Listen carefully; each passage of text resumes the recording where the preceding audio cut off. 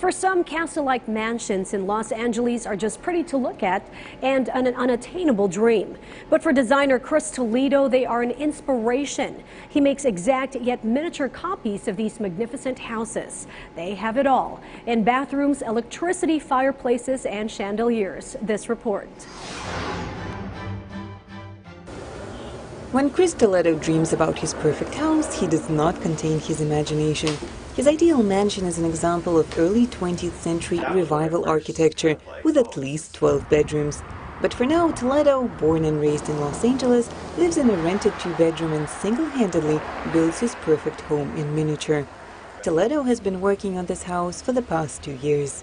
Here in California, it's Spanish style. It's very common. It's very common, especially in the 1920s. It was, you can't go anywhere in Los Angeles without seeing Spanish style houses. So it's a mixture of like real and then a little bit of like my own dream aspects added to it. It's quite hard to get inside one of these real mansions, but Toledo found a way around it. I would go on real estate websites and look at houses that are for sale, that are the same style, the same age period.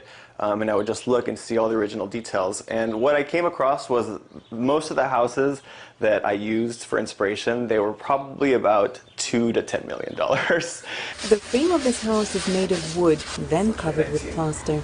It doesn't have running water. Toledo was afraid it would ruin the construction. Still, floors are covered with real tiles, about 6,000 tiny pieces that the designer painted by hand. The miniature lights are all handmade. Dishes and furniture were purchased at auctions and redone to fit into the intricate design. Some of the pieces I've made, this is actually one of my pieces that I've made. It was just kind of just an experiment of like playing around with different little techniques. Artistic molding, frescoes, hand-painted tiles, the miniature mansion is glorifying not just the Spanish, but the Mediterranean interior style.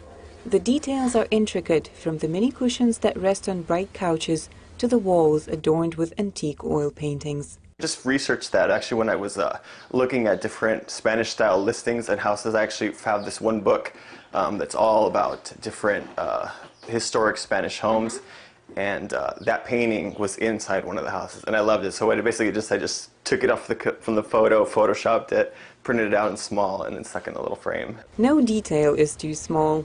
The sinks are a little rusty, and grand chandeliers are covered with tiny spider webs and a little dust.